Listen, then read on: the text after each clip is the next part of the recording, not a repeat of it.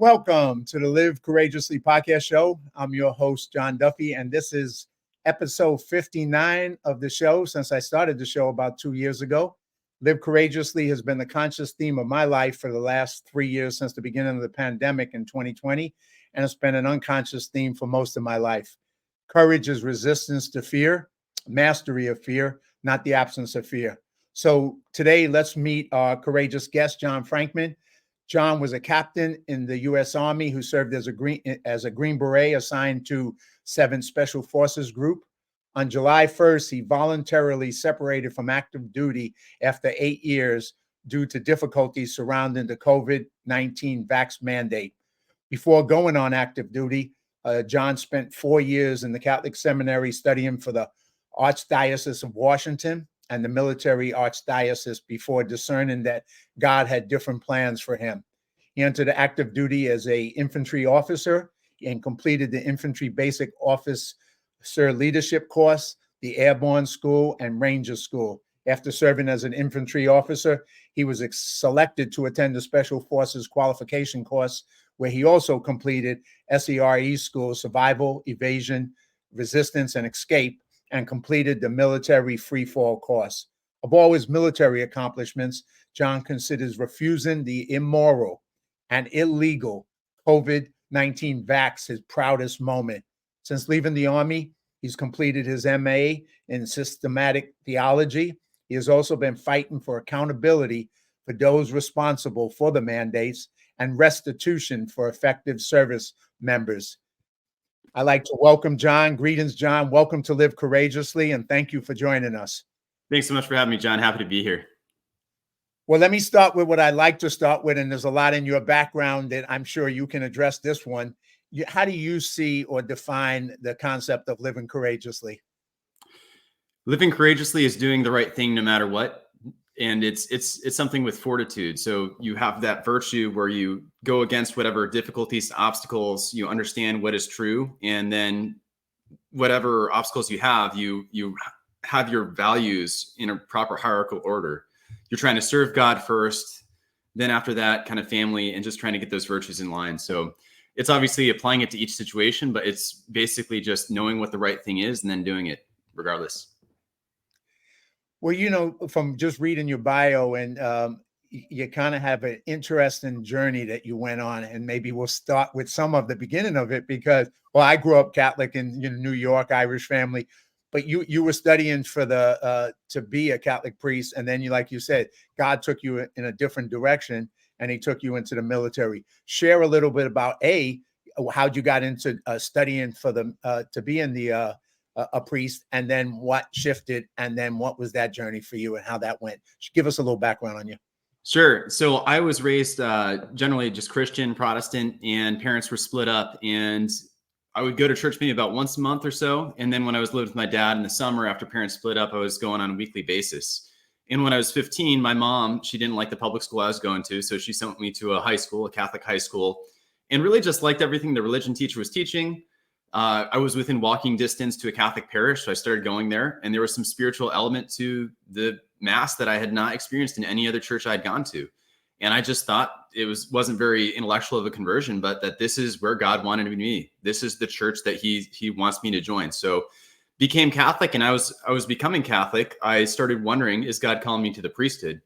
A priest was at the Catholic high school I was at, and he said, I sat where you sat, and now I'm a priest, so maybe one day one of y'all will be a priest. So it was just the classic Ignatian joy, peace, about bringing God to other people. And then there was like the fear, anxiety of what you'd give up, marriage, other things 15-year-old boys think about. So at any rate, ended up becoming Catholic, growing in my faith, and not really understanding the faith super well. In college, I went to a Protestant evangelical school, and it was through being challenged at Wheaton College, amazing education, great friends, but being challenged by Protestants, I had to learn my faith more. So read a lot of Scott Hahn books and Patrick Madrid, really being able to answer those apologetic questions, and just love the faith so much more that I thought maybe God's calling me to be a priest. So I applied for the Archdiocese of Washington, D.C., and since I was doing ROTC in college with the intention of being a military officer, I knew I would have to fulfill my obligation for the military as a chaplain were I to be a priest. So went into seminary with the intent of being a chaplain, looked up very much to Father Emil Kapan, who he's a Medal of Honor recipient. He was a a Korean vet who died in a prison camp there, very much a martyr. And just under that kind of influence, went into the seminary thinking of being a chaplain. But after 4 years, and it's a 6-year program. So if you already have your college degree, you go there for 6 years, you study philosophy for 2 years, theology for 4. So after doing 4 years of seminary, discerned it was not what God was calling me to do. And still love my Catholic faith, try to go to mass as frequently as possible, and got branched in the Army basically on active duty. Well, right before we do that, I'm going to throw up here. This is something, the importance of your faith. That's from one of your web pages. And just to talk about a little bit about that for a minute before we pivot to the military. In our time right now, obviously, we're in a society where there's been a loss of a lot of faith, a loss of those values. And so for you, clearly, and this is going to come back later as I talk to you further, this is a part of what drives you and why. What is it about faith and belief that gives you what it does in life? What would you tell people why they should pay attention to it if they haven't, or if they've lost their faith? It has to do with just reality that God exists and that he loves us. And the end for which we're made is to know, serve, and love him. And by this means to be happy with him forever. And any other good that you're trying to achieve, anything else that you think you're doing in life, whether it's with your family or going to work, it really doesn't, that's all going to go away. It's vanity. It's just like, vanity of vanities, all things are vanity. Like this world vanishes. If you're really looking for meaning and purpose, you need to find it in that ultimate good. And God is all good.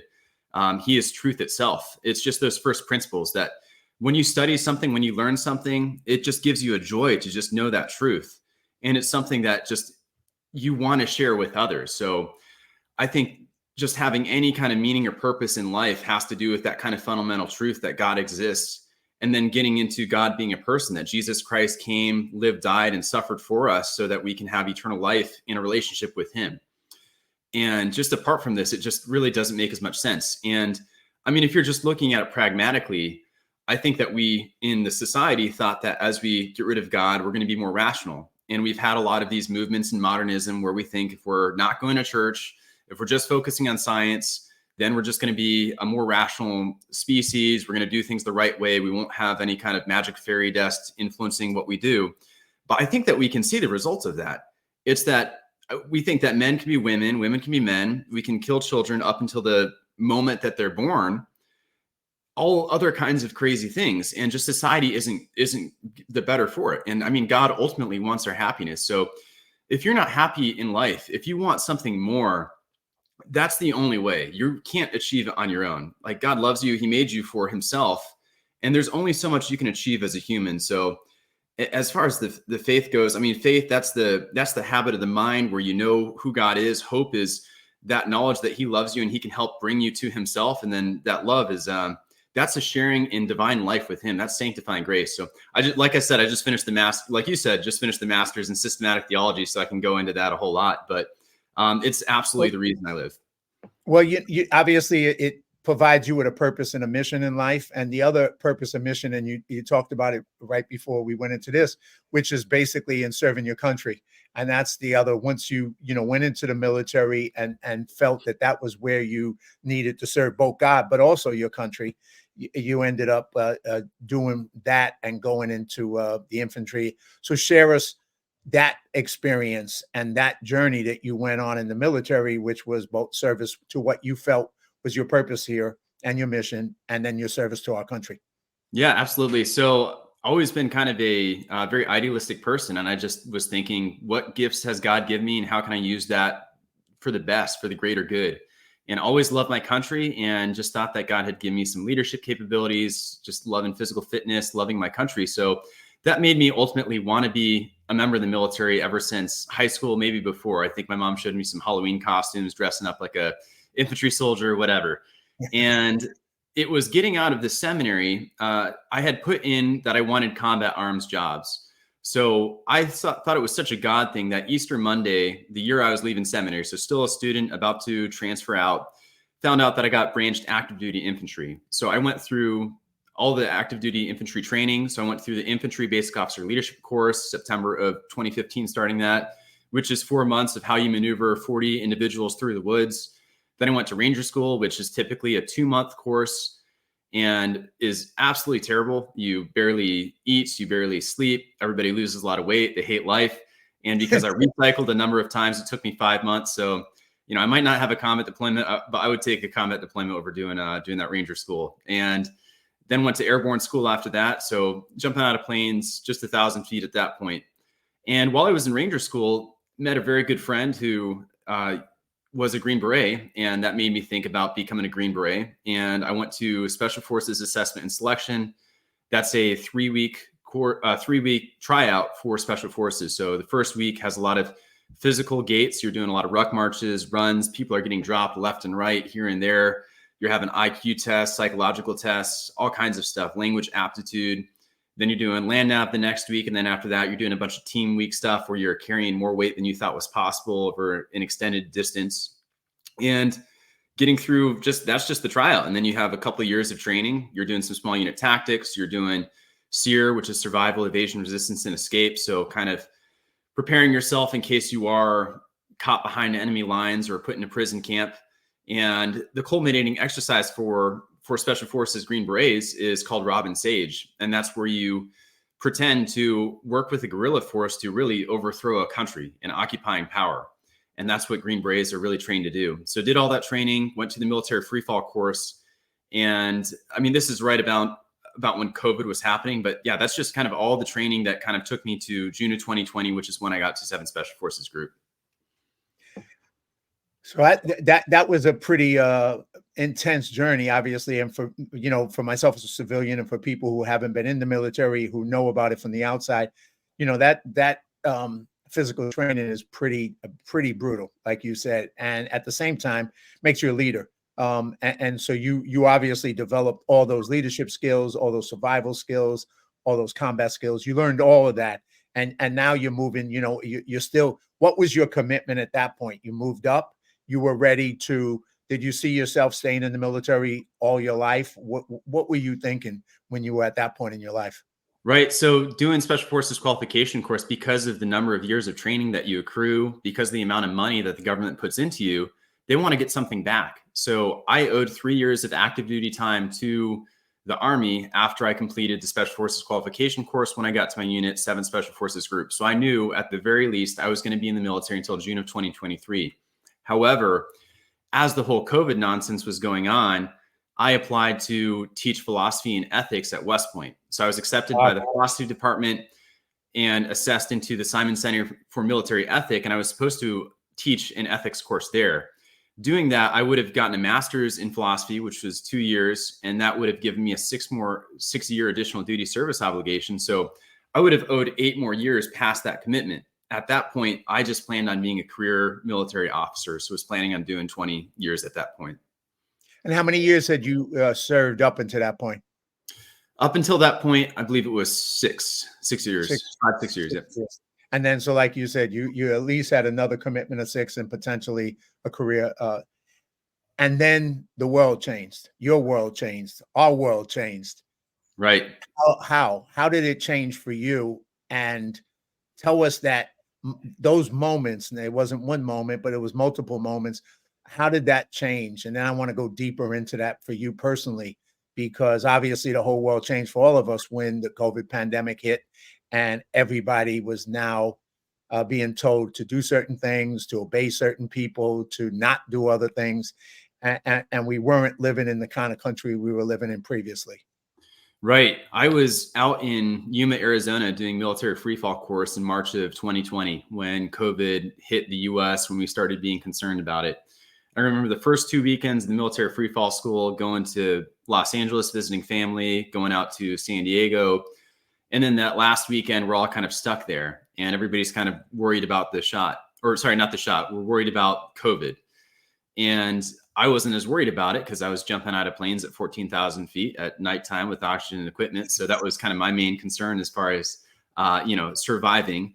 But getting back to North Carolina, the military pretty much halted just about everything as far as training goes. We were all kind of stuck at our house, put in quarantine. We were told 2 weeks to slow the spread, wearing masks when we get back into our training environment or come back to the office. Because at that point, I'm just waiting to move to Florida to start my next 3 years. But it was just so odd that churches were shut down. And sometimes it wasn't even the government that was shutting it down. It was just bishops choosing to do it. It was church leaders choosing to do it. And they're being more compliant than the government at times. So, I mean, hats off to churches like Grace out in Los Angeles, where my dad went, where John MacArthur stood up. I wish that we had more Catholic priests, bishops doing the same kind of thing. Unfortunately, my pastor was able to provide the sacraments to me and others, but it was just very odd. And then other friends who are concerned, hey, why are you going to this? You might get us sick. And not seeing the irony that you had a lot of grocery stores, hardware stores, other things that were kept open, yet the house of God. I think the biggest kind of irony is that Our Lady of Lourdes, Lourdes, France, was shut down, which is where you have those miracles of healing. And it just is like, WTF, where's the faith? Where's the faith? I like that.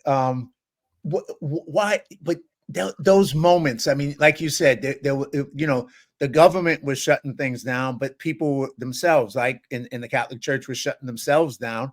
Other churches were shutting themselves down as well. Why? What do you think? Was it just fear over faith instead of faith over fear? That they just, that the message of fear was being pumped out and they were buying it, and they didn't have either the courage or the faith to say, well, you're jumping out of planes. Why am I going to be afraid of this? As opposed to, there might be a danger, but should that mean I don't live? What caused that in your mind? I mean, you saw it both in the faith community, you saw it in the military. What did you see going on among people who you didn't expect to go into that fear or go into that compliance? I think that it was a very few amount of people that had the fear. And I think there were some people who were very much hook, line, and sinker buying the propaganda that was put out. And it was a lot of other people that were going along with it that weren't wanting to offend that kind of more radical minority, which maybe it was people who had bad intent and wanted to limit our freedoms at the highest level. And maybe some of those individuals then buy kind of the propaganda about how dangerous this could be. And I think we hear about Fauci saying one thing and then changing his mind and doing that because he wanted to influence how Americans actually responded. So it might be those individuals who actually believe it the most and are trying to push certain policies, and others that don't really want to offend. And then kind of on the other side, kind of a group such as myself that kind of see through the BS and want to sort of push back. So I do think that there's, a lack of kind of understanding of how the world just metaphysically about existence after this earth. So not really understanding or remembering that God exists, but at the same time, we didn't know how dangerous the disease was at first. So maybe you excuse the first week, the first 2 weeks, but after a while, when you see the absolute irony of what's being kept open and what's not, of seeing that it's older people who have comorbidities that are affected and not the young, I think that there was plenty of evidence for those who are willing to see it, to not get driven by fear, but to be just kind of open to facts. So, and as far as like with priests and bishops and things like that, just what an absolute mistake. That's a much harder one to excuse. Yeah. And you, like you said, I mean, if you had that part of you that was a questioner, and I think a lot of people have been, educated to not question in life. But if you had that questioning, like you said, okay, a church is closed, but a strip club is open. Marijuana dispensaries are open, but a church and a gym is closed. AA or NA meetings for addicts is closed. But so the things that are going to support us in life are closed, and the things that are negative remain open. And even that alone is enough to make you go, whoa, how do you explain this with any bit of common sense and logic? And there is none. But yet that's what happened. And so many people just went ahead and complied. Yeah, absolutely. And so in the military, what was your experience before we get to the whole question of once the vaccines came into play, but prior to the vaccines coming into play, what was the majority of your friends, your fellow soldiers, how was everybody dealing with it in that environment that's kind of unique? Right. So most Green Berets weren't too worried about it. I think the folks in training with me, we'd all hang out. We wouldn't wear a mask. Then cadre come around. We put our masks on. I don't know. Maybe the few Asian kids wore it anyway. Maybe they're more accustomed. I don't know. That's kind of funny.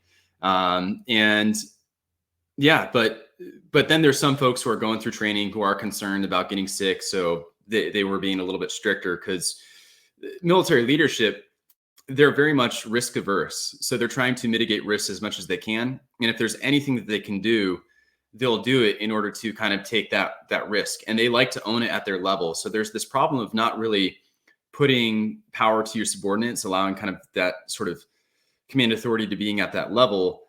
So maybe a high level general is like, hey, we're just going to stop moving people, period. And we're only going to do it by exception to policy versus do what you need to do at your level and kind of in understanding. So it kind of pushed back on training readiness, things like that early on. And it did, especially before the shot even came out, with regards to the amount of time that you had to be in quarantine before traveling, after traveling, the amount of testing. And I mean, we could get into the tests too and how actually efficacious they are versus are they just there to create positive cases. I think that we look at it and everything was meant to create a positive case to try to bump those numbers up.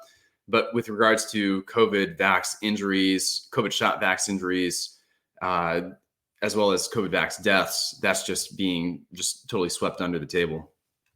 Well, that's clearly something going forward, where the struggle is going on. But like you said, and in the military, was it mainly a CYA kind of thing where they, like you said, they want to minimize risk, but at the same time, they're also wanting to cover themselves from any criticism, any punishment. So, in the military, like in bureaucratic organizations in general, the tendency is to not take risks if it's going to affect potentially your position in the future, right?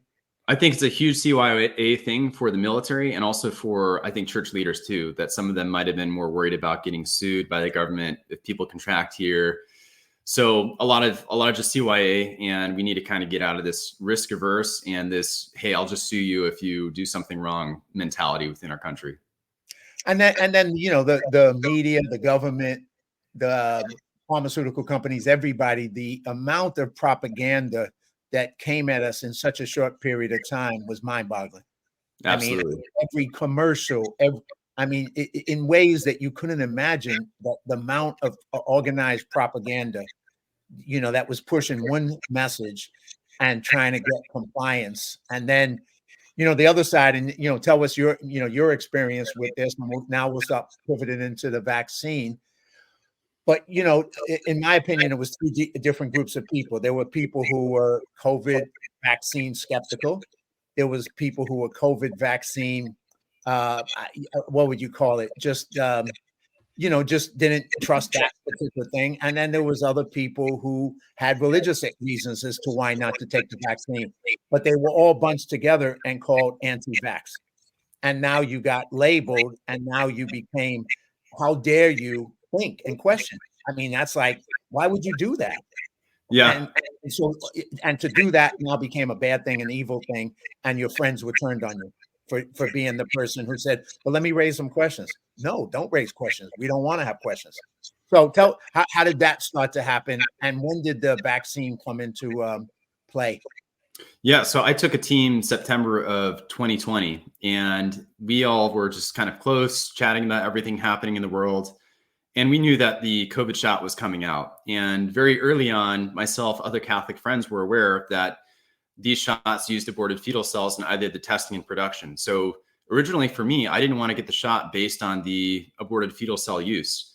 And having been a Catholic seminary and having dedicated my time to my faith and to study, I realized that, well, that at least that is some kind of participation in abortion, which is the murder of an unborn child, the theft of its body parts right there. So that made me at least wait until it was mandatory or wait until the situation kind of became graver.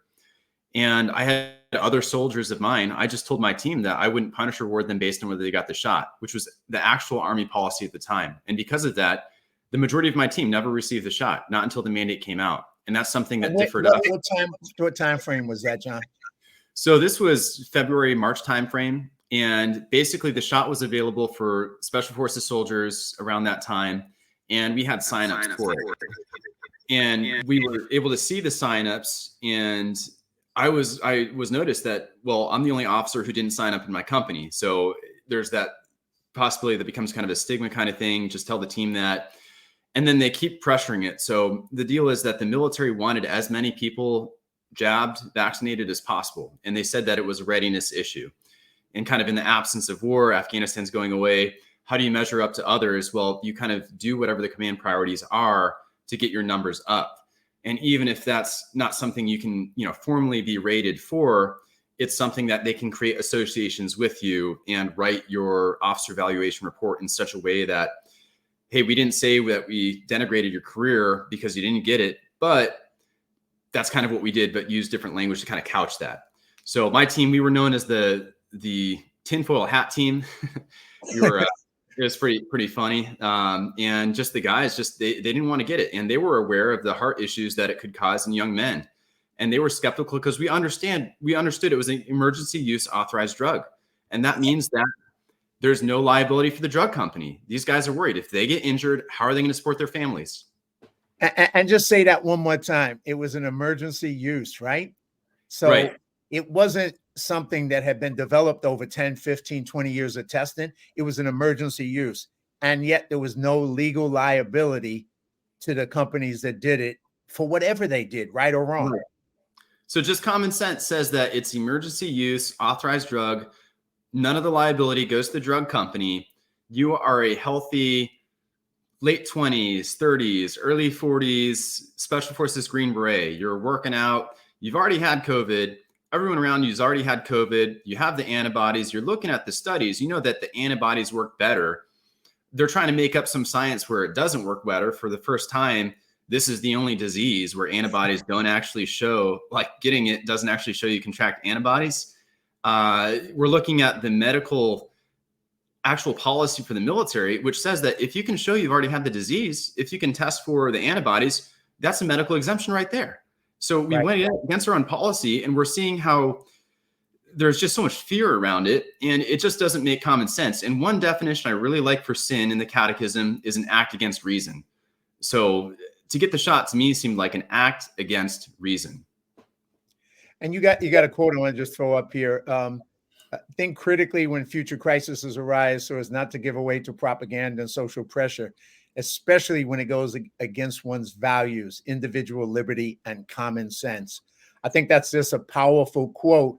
And I think your attitude about as a leader of your group in the Green Beret, you reflected that leadership to have to judge them on the ability to let them think critically, to make a decision and to not punish them.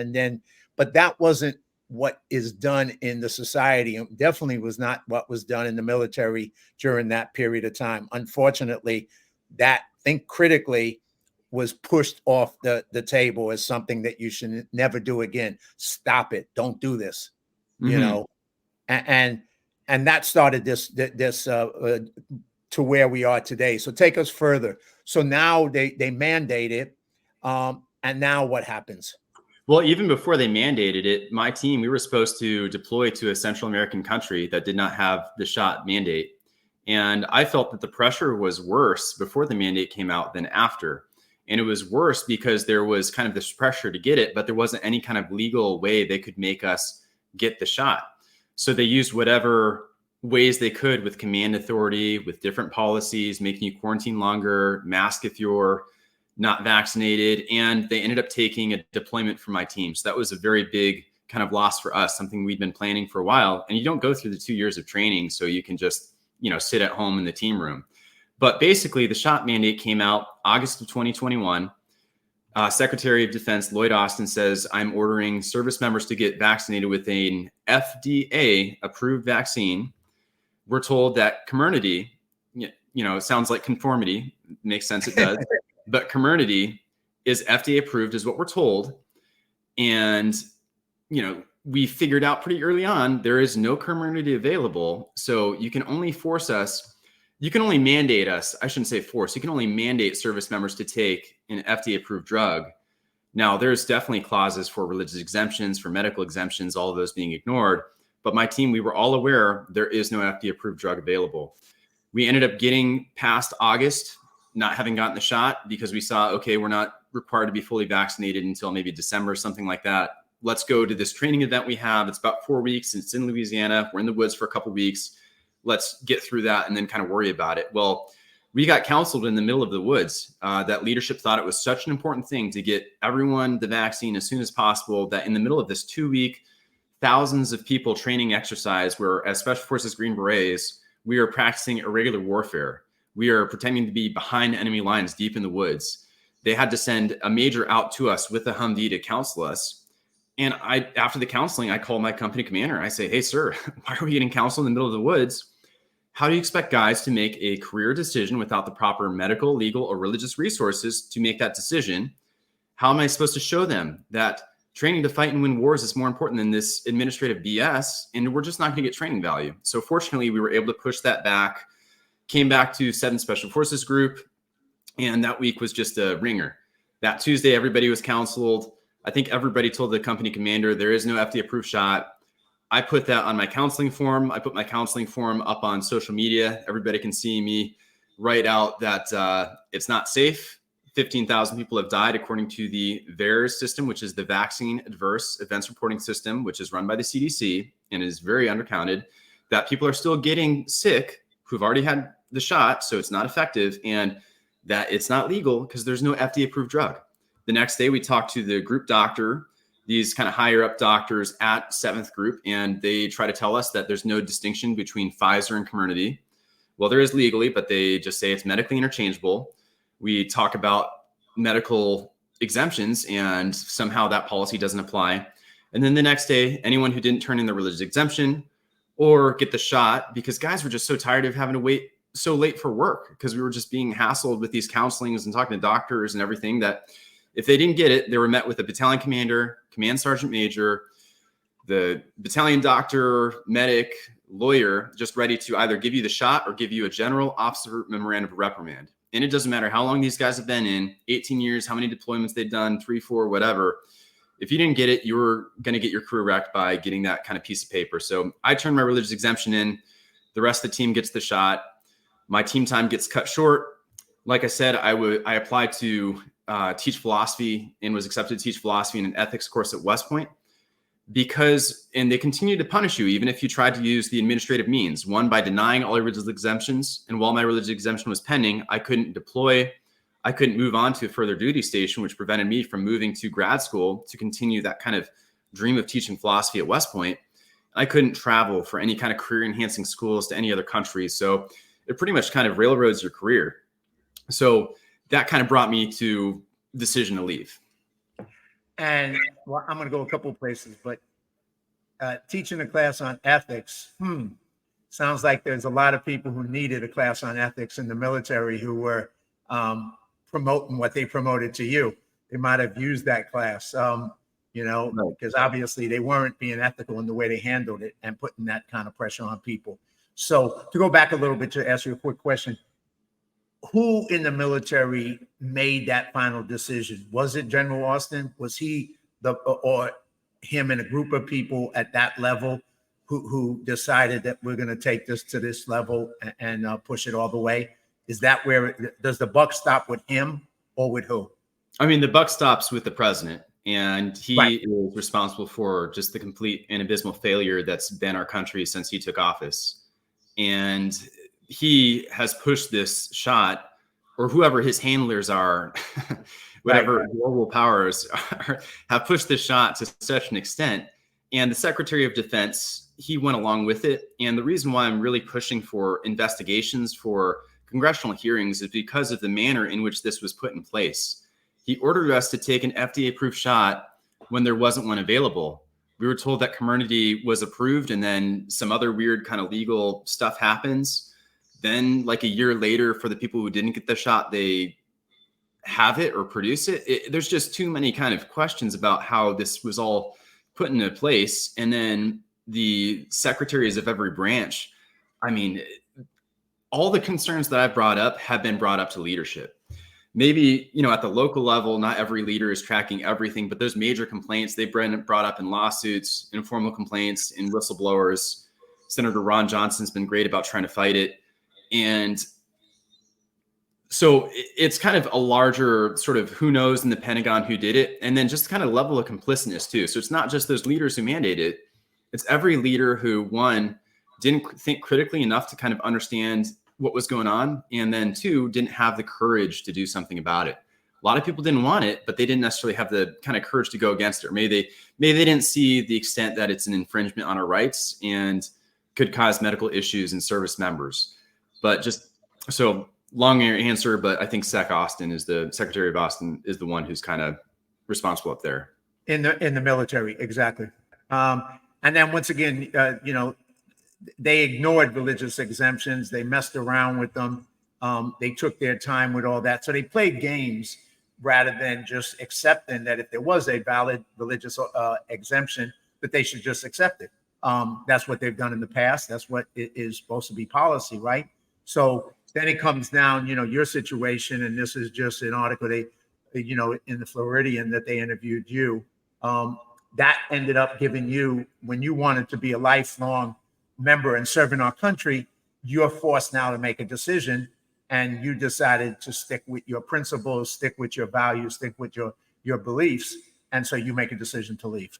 Right. And Floridian, that's an op-ed I wrote where I'm just kind of retelling the story there. But the decision I made, it was based on, I hired a lawyer at that point, because what a lot of people don't realize is the majority of people who are kicked out, such as Brianna Cespedes, who you had on your show, they received a general discharge, and that's for serious offense. So misconduct, commission of a serious offense. That makes it harder for her to apply for schools, for work. She doesn't have her GI Bill to go to school. So a number of these different things. So I'm working with my lawyer, trying to figure out what is the best decision for me. I owe the military until June of 2023. A lot of people are stuck for longer careers. What about those pilots? They stop them from training. They make them pay back everything they owe. So I decided to leave after this 2-star general has a town hall, and town hall means that you ask whatever questions you want. Usually your leadership says, hey, don't ask any stupid questions. Just ask kind of the party line stuff like, oh, how do we get out the door? Or how do we get more diverse, or whatever it is? And I just go there and decide, all right, I'm just going to shoot my shot. And hey, sir, Captain Frankman over in this battalion. And this is August of 22. So I say 2 weeks ago, the CDC changed its guidance and said there's no distinction between those who are vaccinated, those who are not. Yet there's 30 of us who can't deploy, can't travel, can't go, can't move to different duty stations. And also I've had an exemption in since October of last year. When am I going to hear back about that? Are they going to rescind the mandate? And just him kind of saying, well, one, have you heard of Novavax? Which I respond, yes, sir. That also uses aborted fetal cells. But then two, we're gonna kick you out. Basically, we don't want to kick you out, but we'll kick you out if we have to. The Army tells you to do something, you should just do it. Where's the sense of we took an oath to support and defend the Constitution? I think every time that there was a swearing in or some officer promoted and I heard that, it really just kind of frustrated me, because I know you're a good dude, but how do you not see this? That this is just attacking our constitutional rights, just like our freedom of just bodily autonomy and of kind of the laws and systems that we have in place. And so you talked to a lawyer. So what did you come up with at that point? And then I'm going to ask you, how many people ended up in, as far as getting forced out in one fashion or another out of the military? And then we'll come into what you're doing about it today. But those two questions. Right. Yeah. So with the lawyer, basically he said, they're going to deny your exemption. They're denying all the exemptions. They're just going to deny it. And then they're going to deny your appeal. And then they're going to kick you out, and they're probably going to push for a general discharge. So it would probably look better for you to start the paperwork to leave, to get the honorable discharge, take your GI benefits, take those abilities to better have job opportunities versus kind of risk sacrificing this. So I put my paperwork in to leave September of 2023. And as far as I know, there's been about 8,400 service members who are kicked out on active duty. And that's probably like a smaller number, because that's talking about those who were kicked out for either outright refusing or getting their exemptions denied. There's other people who maybe for whatever technical means within the National Guard couldn't drill, or there's also retention issues. So I'm not in that 8,400. I chose to leave. Now we have recruitment issues. So it's a huge readiness issue for the force, but there were and for those 8K, I mean, there's even more people who had their careers put on hold based on the number of religious exemptions that were put in, denied, put on hold, etc. And you said there was a 30 people in your group that was not able to deploy because they were resistant of that as well. Did they all get forced out, or do similar to you, sign out, force out? What happened to those group of people that you knew? So for whatever reason, different branches handled this differently. And I think that Marine Corps, Air Force, they might have moved to deny exemptions as fast as possible to kick people out. The Army, maybe it's based on the number of exemptions they got. Maybe their tactic was in order to not face different court orders, I think they didn't answer. They just kept us in limbo. They didn't answer our religious exemptions. So the Army was much more slow to roll this out, because on the one hand, they don't care if they keep shelling out money, paying my paycheck, but not allow me to progress my career. However, that hurts me. And it also means that I can't have a lawsuit. So I've reached out to my congressmen, reached out to my senators, and a lot of them are telling me, wait until you have your exemption denied, your appeal denied, then we can kind of move forward with lawsuits. Well, guess what? They're not denying our exemptions, so they can avoid the lawsuits. That in all the court cases that have kind of been come up, there's been over 40 lawsuits that were filed against the Secretary of Defense, against the military with regards to the COVID shot mandate. And they're being dismissed as moot right now, which is stopping us from setting legal precedent. So if the courts don't do it for whatever reason, trying to get Congress to do it. So just kind of a whole mess right now that we, the people, need to just get involved and fix. Yeah, I'm going to go into a little bit of what you and other veterans are doing to kind of continue this battle against those who basically created this situation for our country, for our military. And one side question: did you get any a lot or a little blowback from people who went along with the program in the military and just kind of, like you said, they called you a name, at one point, but did they really, come at you hard because you were not willing to go along with the program? So I'll just say I love my unit. I love most leaders I had, and at the battalion level and below. I mean, some of them didn't think as critically as they could, but they knew that my concerns were genuine. They knew my faith was genuine. Didn't try to punish me for it. They said, going ahead and, we're going to approve, or we're going to recommend for approval your religious exemption. And then within friends, they respect the kind of position that I took. I think there were some folks who were like, why don't you just get it? You can go to West Point and do this thing. At I think the 06 level and up, that's where it was just like, what the heck is going on? I mean, Sergeant Major was kind of a jerk about it, but that's just because he wanted a large number of us. But at the 06 level, it was nuts. I had an exit interview, and I came at it a little aggressively too, and asked, do you think this was legal? Do you realize it needs an FDA approved shot? And he was kind of like saying, hey man, if your religious beliefs don't really get along with the organization, you should probably go somewhere else. You're going to a dark place. Kind of asked me if I believed in selfless leadership, which I'm like, yeah, that's what, I don't know. I'm trying to do the right thing. I don't know. Anyway. Yeah. Yeah. So going forward in this, as to what you're doing now, what yourself and other veterans are doing to kind of rectify, and like you mentioned, the military now is faced with a situation, recruitment's down. They're kind of now saying, well, you can come back in even if you left, but they're not taking responsibility or handling it the way they should to rectify, to reimburse people for what they lost. They're not doing any of that. They're just, once again, looking out for themselves and going, we need people. Hey, you can come back in even though we kick you out. So tell us a little bit about that, and then we'll go into what you're doing specifically as well. Right. So the military is in a drastic situation right now. Readiness is low. We've had very record low recruitment the last couple of years, and we're not looking to do any better right now.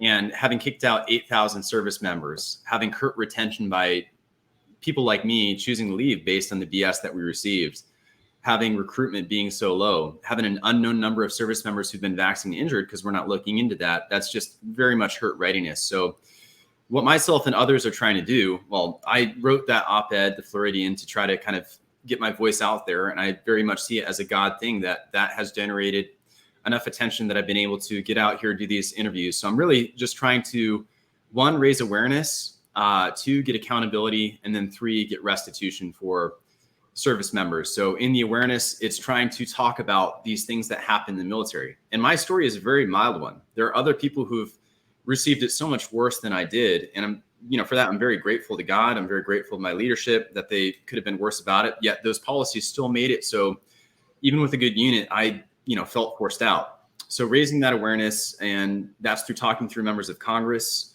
writing, going on different podcasts. As far as the measures that we're trying to do, we want to get hearings. So there's different committees within Congress that cover various topics. Some of those are House Armed Service Committee. Others are on COVID Select. There's another that's a subcommittee on weaponization of the federal government. So I'm trying to talk to all those offices, all those different staffs that have congressmen that are within those committees to hold hearings. I mean, COVID was a huge experience. It would be the most important part of the military exercise is the after action review. That's where we go through what happened. We acknowledge what sustains we have, what went well, and what improves we have, what did not go well. We do that so we can learn from it and we can correct the mistakes. Regardless of whether you think this was an amazing thing, which if you did, I don't know what you're drinking, or what drugs you're on. I don't know. You're probably out in California shooting up on something, but I could take them to San Francisco. Yeah. There you go. Yeah. At the border getting some what fentanyl that's coming across, but unfortunately. Yeah. So at any rate, trying to get these committee hearings. And if you have the hearings, we have a number of witnesses that are willing to testify. You have Brianna Cespedes, you have myself, you have a lot of doctors who were blowing the whistle on injuries that were happening. We have lawyers that were fighting lawsuits, understanding the legality of this. Just let us talk. Just let us talk. Give us a platform. Let us talk. Ask us questions. And I understand that there's a bunch of rhinos out there who don't want to do crap, that might have money coming from Big Pharma or whatever. Well, guess what? If they're not doing it, have a regional hearing. I met up with Congressman Matt Gaetz, Congressman Marjorie Taylor Greene. They were having a regional hearing on ATF and about trying to get rid of that. Yes. And at any rate, I thought that was really solid, but why don't we just have a regional hearing? So that's kind of that one method. And then as far as restitution, trying to get different amendments to the National Defense Authorization Act. So right now, there's not a whole lot of amendments happening. And service members, like such as Brianna, who was kicked out, she can't raise automatically her discharge status. She got a general, and it's crazy that she won't just get an honorable. They won't just automatically do that. And furthermore, just getting automatically the capability to go back in the military. Those are the only really 2 things, along with another amendment that you couldn't legislate this again. That's what Ted Cruz is working on with the Americans Act.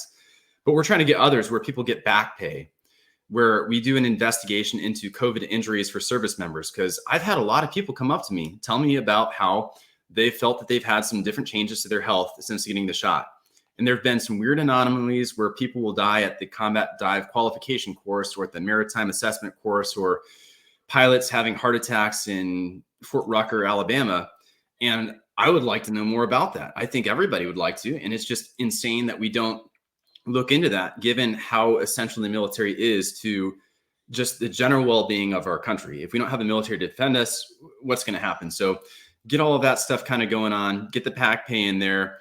And let's say I had stayed in the military, it would be impossible as it was for me to get my career back on track. So trying to get some kind of restitution, some kind of favorable career action to help a person who, with whatever opportunities they lost out on in their career, to recover those. And it's just the right thing. And the accountability, it means that those people who broke the law need to be held accountable for the laws that they broke, whatever that means. Those who retire from the military, well, they should be brought back on active duty so that they can face a military tribunal. I'm not saying it's going to result in any crazy sentence, but like, we need that kind of accountability. And I mean, it's absolutely insane. A service member loses, let's say, a piece of equipment. you have a flipple. You have like a big liability for property loss investigation going on. You might give that guy a pretty strict counseling. We didn't have any of that for the billions of dollars of equipment left in Afghanistan, or for the 13 service. There hasn't been a person fired for the Afghan withdrawal, for the 13 service members who died because of that. And to me, that's just absolute madness. I don't know how out of shame they don't just quit. So really, that's the short answer. Trying to bring awareness, accountability, restitution. Well, you wrapped a lot of things in there. I mean, and all of it. I had somebody on, a guest, talking about Afghanistan, and actually went over with a group of people, 12 people, to rescue translators and getting them out because the U.S. government wasn't doing it. So I had them on my show. So yeah, there's a lot of that topic. But here's a picture of you with Dr. Robert Malone, and once again, Peter McCoy. Peter McCoy. Excuse Yeah, that's me. okay. That's okay. Yes. And once again, a lot of what happened too with some of this is that, as social media blocked, and they shut down any voice during that period of time that had the different perspectives. And then finally, now people are able to express them and able to bring up those questions and show that people have been injured from the vaccines, show the damage that is done, show that some of the issues with the vaccines, both what they didn't do, their real testing of it, all those pieces that were blocked from the general public getting to know any of that. Now it's at least being out to come out on X, if nowhere else. But once again, so there's that piece of it, is all those voices, Robert Kennedy Jr., you name it, all those voices who have a different perspective are now able to share that perspective, and we can go a little bit deeper. So that's one piece. And then the other piece is this thing that you have here is a petition on for congressional investigation of the illegal Department of Defense activity. So that's something that people can go to on, is it on change.com, I believe, change.org? Right. It's on change.org, or people can go to my website, and I have these links in there. So my brother very much. Yeah, I'm going to throw up your website right here. That's your website right now, johnfrankman.com. And they can also, and then there's the petition here if people want to go to the petition, either or, but probably going to yours is the best and the easiest to do it, right? The website has a link to the change.org. It has links to my social media and different different shows that I've been on. But you can definitely help support me in this mission by getting on my website, by signing the petition, and just kind of sharing this information. And one of the problems is that we are dealing with government tech censorship of information. Just looking at the kind of narrative that we were given, the propaganda that we were given during the whole COVID pandemic, I think everybody here can understand that. So we need to help try to get ourselves out of that echo chamber. And you can do that by kind of elevating this voice, by trying to help raise it. And, I'm no one special, but I just think that God has given me kind of this message to try to share. So I'm going to try to share it to the best extent that I can. I'm going to throw up this quote from you again, because it really gets back to what you just said. Thinking critically when future crises arise. So not to give away to propaganda and social pressure, especially when it goes against one's values, individual liberty, and common sense. And that quote resonated back then, but we're gonna need that quote again. We're gonna need that belief in that action again, because it's coming back. It's not over. These attempts to get compliance on certain issues for certain reasons, it's just going to continue. And I think making people critical thinkers, free thinkers, being willing to challenge things, even your own beliefs, but be willing to challenge beliefs. Just because somebody pushes it out at you doesn't mean that you have to accept it, believe it, and agree. In the old days, if you went to a doctor and the doctor gave you a opinion, you'd get a second opinion. And now you're not supposed to get a second opinion. I mean, right. I'm of the school to get a third and a fourth opinion. Why would you only get two? So, with all this stuff coming out, it's don't accept it, question authority, and begin to think critically, like you say. So just tell us a little bit more about that, your perspective. Right. And I think that I don't know the answer. I don't know how to fix this, but I know that anyone who thinks that it's in the next election, if only we get Trump, if only we get Republicans in the House, that's not it. Government isn't going to save us. Whatever you're doing, you need to do more. And the way that I think you discover what you're supposed to do is through prayer and discernment. So having that close personal relationship with God will allow you to, in prayer, kind of understand and hear his voice more and get kind of direction for your life. And the government, your politician, he can't improve your life. It's something that you need to be doing. So whatever you're doing, do more, think critically. And then I encourage you to, as you're trying to figure out what it is that you're supposed to do more, that's for you to decide. That's between you and God, or you and whatever higher power you think. I mean, Jordan Peterson, he sets things up very beautifully, where even if you're maybe agnostic or not, maybe just anything but an atheist, you're able to kind of set your values and your principles and think through those and make yourself a better person. So we need that kind of can-do attitude, that kind of growth mindset to try to get us through the next challenges. So, and then the COVID shot thing, that was just a small thing. So I hope no one's just thinking like, oh man, this guy's really upset about the COVID shot. He just needs to get over it. This is just a small thing, small indication of the many freedoms that are going away within our society right now.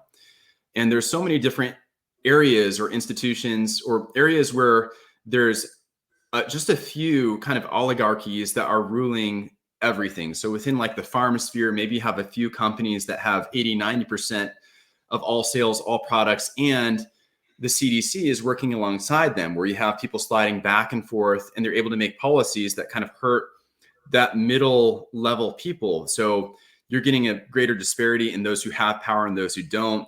Middle class is being driven away. We see that with big pharma. We see that with big tech, trying to get a startup right now in tech. I mean, crazy, but just with like Google, DuckDuckGo, control of information.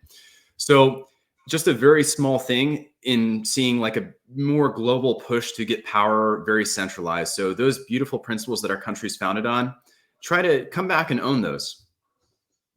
Yeah, I would just echo that, because it's that bigger picture. Like you said, COVID and that particular thing was one piece of a bigger picture. And all those, you look at a country like America, one of the most advanced, the wealthiest country in the world, and we have more health issues than most of the world. And the promotion of what it takes to stay healthy, like eat right, exercise, do the things, is not promoted. What's promoted is pharmaceuticals, and more pharmaceuticals. And if you think that's done for your health, well, like they used to say, I got a bridge for you in Brooklyn to sell you. It's clearly done for the money of the pharmaceutical companies. And so if you're not challenging all of that and wondering, what is the program? Is it in the interest of you and your family and your friends and your community, or is it in somebody else's interest? No, go ahead, sir. I would still encourage people, be involved politically. You might hate the system. You might think it doesn't work against you. That's what we have right now. So people who think we need to move to anarchy, it's not worth voting for anyway, the whole thing's rigged, get out there. We only have like 40% of the people who vote. You want people, like Republicans think that they can get more moderate right now in order to get more votes. If you who believe what you believe firmly got out there, voted on those issues, we'd be able to get those elections done. And this is broken, but we need to reform it. And we only do that if we get the right people in there. So get freaking involved politically. It's crazy. People are dying for it. And you're just sitting on your app, anyway. Well, yeah, I'm sure you've seen, and other people have seen that meme where, it's like the person at the podium says, who wants change? And everybody raises their hand. And then who's going to get active to change? Nobody. So It's not about who's going to do it for you. You're going to do it. And you need to get active. You need to do it for your family, your friends, your community. You need to get involved. Be growth-minded, like you said. Think for yourself, be a free thinker, but get active to make the world a better place, because that's on each one of us individually. It's not somebody else's job. It's not the politician's job. It's our job. It's our life. It's our world. And we each need to step to that. And so I think that's your message. And I'm about to pivot to a fun thing, but right before I do that real quick, I just want to remind people, go to your website here. And let me see if I get it up. There you go. Go to the website, sign the petition at change.org. Follow John, support what John is doing, and get involved yourself. He's on all the social media sites. You'll see that on his website. So I just want to give that. Thank you, John, for doing all that. I just kind of want to pivot for a moment and just see somebody just threw up a little comment for you, who I know, Mandy. We support you. All right, thank you, Mandy. And then I want to go to another thing, because, we went through some heavy stuff. And like you said, this COVID, there's all these other issues in the world. But like most people, you know, you were going to become a priest, then you became a Green Beret, and now this is the other side of John Frankman, which I love. Tell us about this, John. All right. So, well, COVID's coming out, right? So you have COVID coming out, and Governor Ron DeSantis, in all of his wisdom, declares that the WWE is an essential service. So all sports go away, but the WWE continues to have events in their training complex. So I loved it as a kid growing up, watching Stone Cold, The Rock, favorite wrestler, Kane. Just love that. Ate it up as a kid. I think some of that attitude era, kind of like wrestling, is what we need right now to just say, get out of here. F you, I'm not doing what you tell me.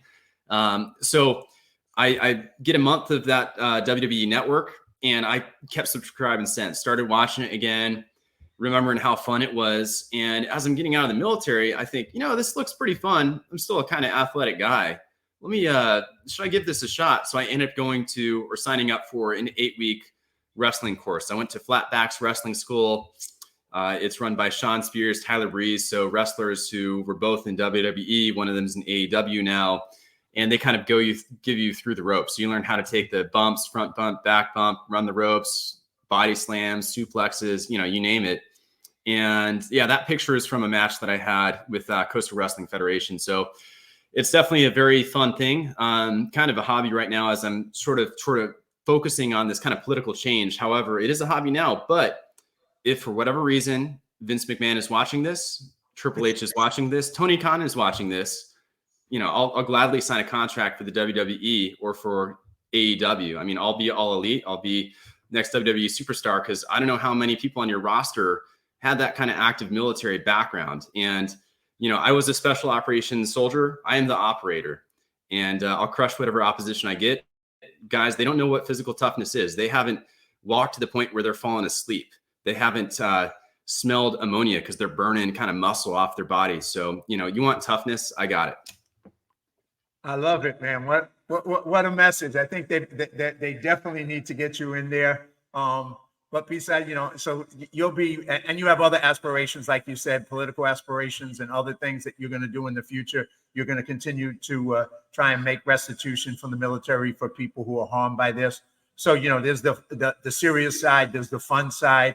And combining those all together in a package is always a good thing, man. So, you know, it's been a pleasure to spend some time with you. It's been an honor for both your service in the military and your continued service. Because at the end of the day, you know, you didn't just serve in the military. You didn't just serve when you were trying to become a priest, but you continue to serve. And I think that's a message to all of us, that one of the best things we can do in life is to be of service to others. And if we find a way to do that in whatever way we can with the gifts that we have, and we'll make the world a better place and our country a better place. So I thank you. I appreciate you. If you have any closing thoughts, once again, thank you. And people can go to your website, johnfrankman.com, to get more information. But any closing thoughts, John? Yeah, no, thanks so much for having me, John, and I appreciate the kind words. And I'll just say, just kind of going off the lines of Luke 17, 7-10, where Jesus talks about the servant who goes out in the field. And when he comes back, the master doesn't say, sit down, I'm going to wait on you. He has the servant wait on him. And when he's done waiting on him, the master doesn't say thank you. And the servants, they just say, we are unworthy servants. We only did what was our duty. So I'm just an unworthy servant trying to do my duty. And it's just on us to go out there, do whatever duty we're supposed to do, because we're unworthy servants of the Lord, but he's good. So do what you can for him, for your country. And yeah, God bless everybody. Hey, thank you. God bless you, man. And I appreciate you coming on the show, and we'll share it out there further. And I wish you fun. And when you do get into WWE, I was a big fan of wrestling when I was a kid. I'll be there. I'll come watch it for sure and cheer for you, man. All right. Sounds good. All right. Have a great day. And once again, John, go to the website, everybody, and sign the petition and support what John is doing. Thank you very much, John. Have a great day. Yeah, you too. Bye.